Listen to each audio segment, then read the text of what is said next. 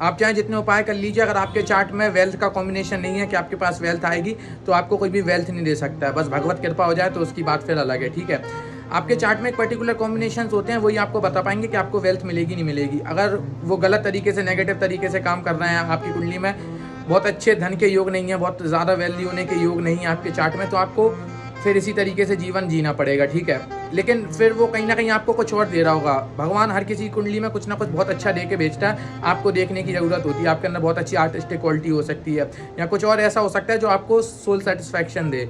Wealth आपको soul satisfaction नहीं देती है, किन्हीं और मायनों में देती है, लेकिन आप इनर आपको जो सोल सेटिस्फैक्शन होता है वो आपको वेल्थ नहीं देती है, ठीक है। इसके बावजूद वेल्थ की इंपॉर्टेंस बहुत ज़्यादा होती है, कोई भी इस बात को वो ठुकरा नहीं सकता है कि वेल्थ आपकी ज़िंदगी में, धन आपकी ज़िंदगी में बहुत ज़्यादा ज़रूरी होती है। क्योंकि पैसा होता है तो उसी से आपको सोसाइटी सम्मान देती है, उसी से इज्जत देता है, आपको बड़े बड़े पद उसी से मिलते हैं, आपके पास पावर आती है पैसे से।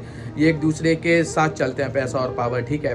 तो आज हम इस वीडियो में यही बात करेंगे कि हम किन किन कॉम्बिनेशन से या क्या क्या कंडीशंस बनती हैं जिससे हमें वेल्थ के, धन के अच्छे योग मिल सकें। अक्सर हम लोगों के पास एक क्वेश्चन रहता है कि हमारे पास वेल्थ कहाँ से आएगी, धन की प्राप्ति हमें कहाँ से होगी। इंस्टा पे, यूट्यूब पे आप वीडियोस देख लेते हैं कि मतलब कुछ शॉर्ट्स इस तरीके के हैं, रील्स हैं, जहाँ जल्दी बताया गया कि फलाने भाव का धनाधिपति, यानी सेकंड भाव का धनाधिपति या एकादश भाव का धनापति अगर किसी भाव में बैठा होगा या संबंध बना रहा होगा तो वहाँ से आपको धन की प्राप्ति होगी। देखिए, भाव का ना अपना एक अलग काम होता है और प्लैनेट्स का अपना अलग काम होता है। भाव से भी पहले जो काम करते हैं वो होते हैं प्लैनेट्स। तो हर प्लैनेट्स के अपने कुछ कारक तत्व होते हैं, और आपके जीवन में जब भी किसी भी प्लैनेट की दशा, महादशा लगेगी तो आप उस पीरियड में देखेंगे ना कि सबसे पहले उस कारक तत्वों को आपको रिजल्ट देखने को मिलेगा।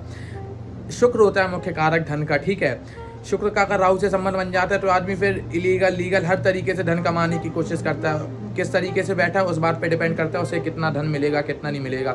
शुक्र के साथ अगर केतु आ जाते हैं तो इस व्यक्ति को अगर धन मिल भी जाएगा, वैसे तो बहुत पॉसिबिलिटी होगी तो उसे इस तरीके की चीज़ें नहीं मिलेंगी।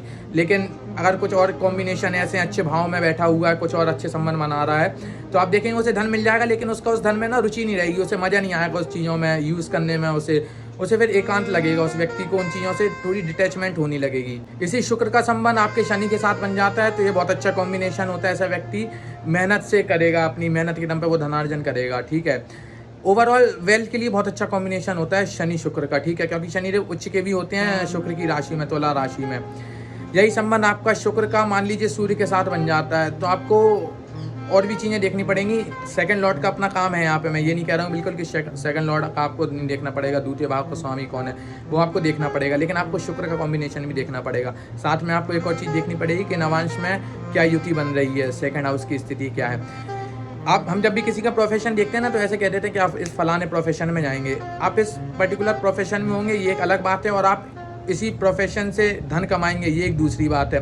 हो सकता है आप किसी प्रोफेशन में उससे आपको नाम मिले, समाज में फेम मिले, लेकिन अगर उसका आपके सेकंड हाउस से अच्छा संबंध नहीं बन रहा है तो आपको हो सकता धनार्जन वहाँ से नहीं होगा, धनार्जन आपको कहीं और से होगा जहाँ से सेकंड हाउस का संबंध बन रहा होगा। इसके अलावा भी और भी बहुत सी चीज़ें होती हैं जो आपके वेल्थ के बारे में बताती है। आप किसी भी एक चीज़ को पकड़ के ये नहीं कह सकते हो कि इस पर्टिकुलर जगह से आपको ये होगा या फिर दूसरी जगह से आपको कुछ नहीं मिलेगा।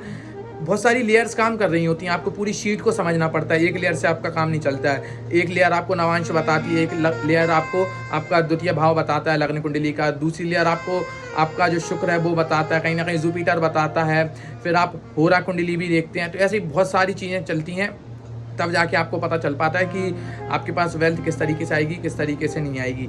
ये समझने के लिए चीज़ें बहुत अच्छी हैं, हम लोग अप्लाई नहीं कर सकते। अगर आपके चार्ट में योग है तो आपके पास चीज़ें अपने आप खिंच के आएंगी। हाँ, हम यूनिवर्स को समझने के लिए, एस्ट्रोलॉजी को समझने के लिए, फिलॉसफी को समझने के लिए इन चीज़ों को समझ सकते हैं कि हम लोग एक कण मात्र हैं, सिर्फ हम लोग एक पर्टिकुलर पैटर्न फॉलो कर रहे हैं, उसी पैटर्न को हमें फॉलो करना पड़ेगा। उस पैटर्न के नाम बाहर जा सकते हैं ना, उसके कुछ और कर सकते हैं उसके परे, ठीक है, क्योंकि वो पैटर्न हमें यूनिवर्स ने बनाने दिया है, उसके भागीदार हम खुद ही रहे हैं, वो पैटर्न हमने ही बनाया है। हमारी जो आत्मा है या हमारा जो सूक्ष्म शरीर है वो उस पैटर्न को बना रहा है, ठीक है, लेकिन हमें उसी पैटर्न पे चलना पड़ेगा। उसके बाहर आप, उस पैटर्न के बाहर आप जा ही नहीं सकते हैं। लेकिन आपको कुंडली में अगर बेसिक देखना है कि आपको धन कहाँ से मिलेगा तो आपको सेकंड भाव के भावाधिपति को देखना है, एकादश भाव को देखना है। इसके अलावा आपको शुक्र को देखना है कि आपके शुक्र की स्थिति कैसी बन रही है, वो किन प्लैनेट के साथ कंजक्ट होकर बैठा है। ये आप बेसिक चीज़ें होंगे जिनके आधार पे आप बेसिक रूप से समझ पाएंगे कि इन पर्टिकुलर प्लैनेट्स की दशा में आपको धन की प्राप्ति होगी, और लाइफ टाइम आपके पास इन्हीं जगहों से, इन्हीं भावों से, इन्हीं ग्रहों के कारक तत्व से आपको चीज़ें देखने को मिलेंगी अपनी लाइफ में।